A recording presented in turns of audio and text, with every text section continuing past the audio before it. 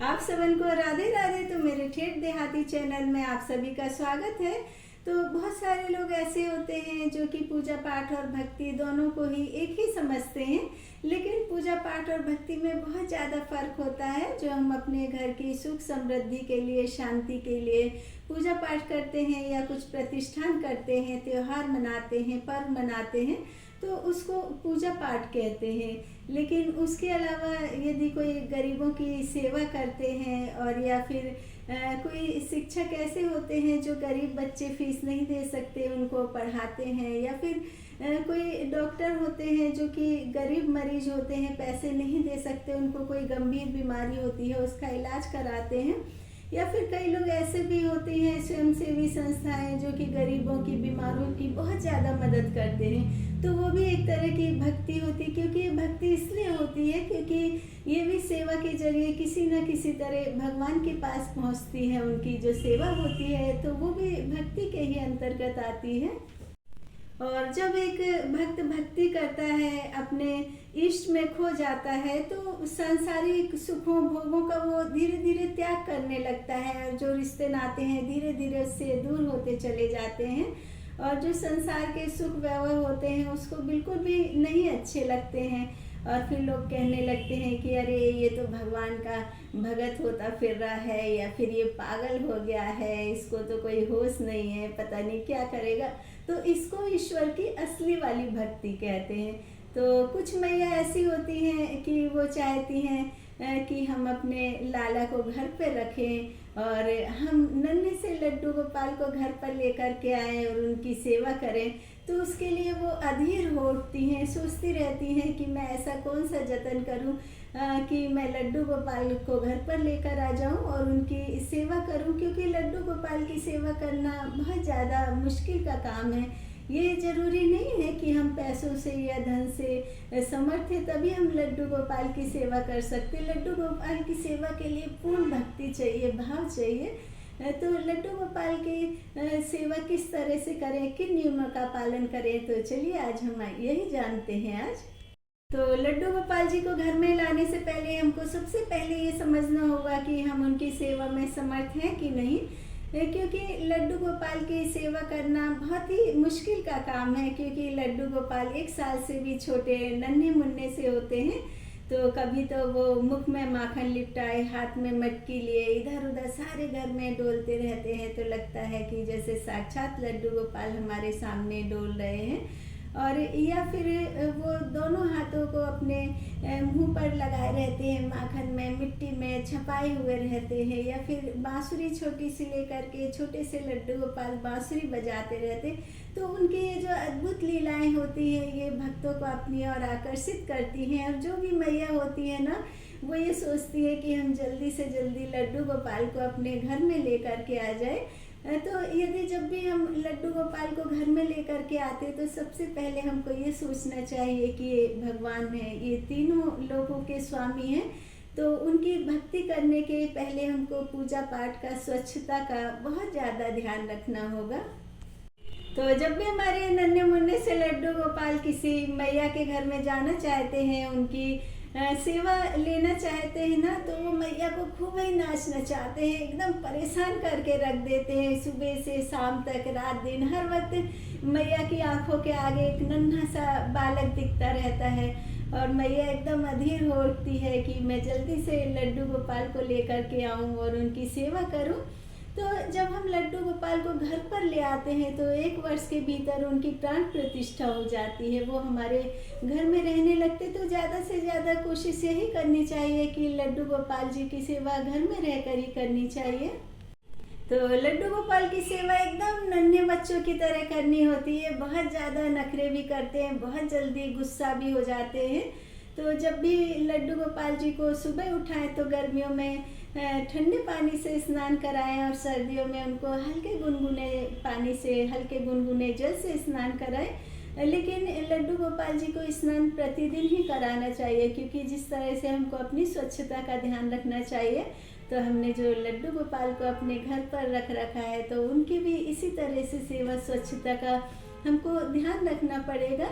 और उनको स्नान कराने के बाद स्वच्छ वस्त्र पहनाएं, और उनको भोग लगाएं, जल का, दूध का, फल फ्रूट का, मिठाई का। और जब भी हम लड्डू गोपाल जी को अपने घर में रखते हैं, उनकी सेवा देते, तो ये नहीं कि हम बहुत बड़े सेवक हैं या हम में इतना शक्ति है या सामर्थ्य है कि लड्डू गोपाल की हम सेवा कर पा रहे हैं। हम लोग तो कुछ भी नहीं है बिल्कुल।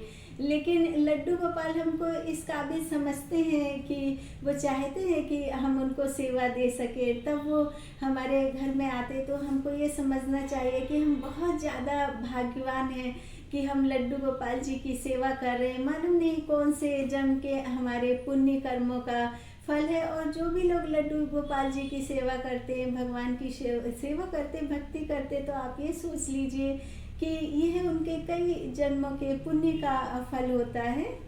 क्योंकि जब भी कोई भक्त भगवान की भक्ति करता है या फिर कोई भी शिष्य गुरु से गुरु दीक्षा लेते हैं, तो गुरु भी पहले ये देखते हैं कि जो हमारा शिष्य है ये दीक्षा देने के काबिल है कि नहीं, क्योंकि ये समय पर पूजा पाठ कर सकेगा नहीं, ध्यान कर सकेगा कि नहीं, भगवान की सेवा कर सकेगा कि नहीं, उसके बाद ही गुरु दीक्षा देते हैं अपने शिष्य को। तो उसी तरह भगवान भी सबसे पहले अपने भक्त को बहुत ज़्यादा अपनाते हैं, बहुत सारे कष्ट देते हैं, दुख देते हैं, परेशानियां देते हैं, और देखते हैं कि हमारा जो भक्त है ये सब कुछ बर्दाश्त करने के काबिल है कि नहीं।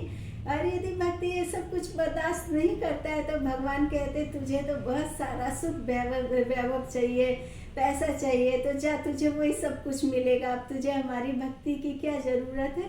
तो भगवान उस भक्त की भक्ति को खारिज कर देते हैं, क्योंकि भक्ति में कोई सुख साधन की ज़रूरत नहीं होती है, उसमें तो सिर्फ भगवान के ध्यान की, श्रद्धा की ज़रूरत होती है।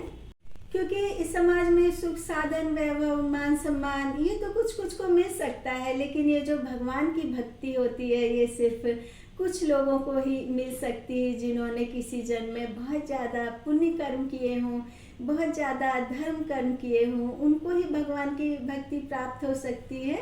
और जो भगवान के भक्त होते हैं उसके बारे में लोग ये सोचते हैं, अरे इसके पास तो कुछ काम नहीं है, तो इसलिए ये भगवान की भक्ति कर रहा है। लेकिन जो भगवान का भक्त होता है उसको दुनिया वाले कुछ भी कहें, उनको इस बात से कोई फर्क नहीं पड़ता है। उनको तो बस ऐसा लगता है कि हम भगवान की भक्ति में लगे रहें, भगवान की भक्ति में मगन रहें, इसी में उनको बहुत ज़्यादा आनंद मिलता है।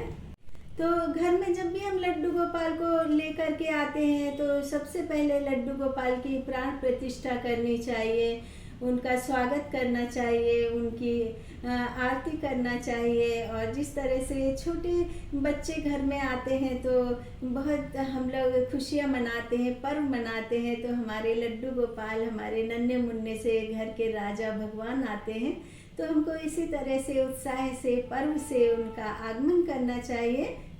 तो हम घर में जब भी लड्डू गोपाल जी को लेकर आते हैं, उनकी सेवा करते हैं, तो ये नहीं सोचना चाहिए कि हम लड्डू गोपाल को लेकर के आ गए और मंदिर में बैठा दें उनको, क्योंकि हम एक बालक की तरह लेकर के आते हैं, तो बालक की तरह उनकी सेवा करनी चाहिए। और आजकल तो बाज़ार में लड्डू गोपाल जी के बहुत सुंदर सुंदर फर्नीचर, सोफे, पलंग, कुर्सी, चेयर वगैरह आते हैं, और बहुत अच्छे अच्छे टॉय लेकर के आए लड्डू गोपाल जी के लिए, बहुत सुंदर सुंदर आभूषण लेकर के आए, वस्त्र लेकर के आए, क्योंकि हम लड्डू गोपाल जी की जितनी ज़्यादा सेवा करते हैं उतनी ही ज़्यादा इनकी भक्ति में हम डूबते चले जाते हैं।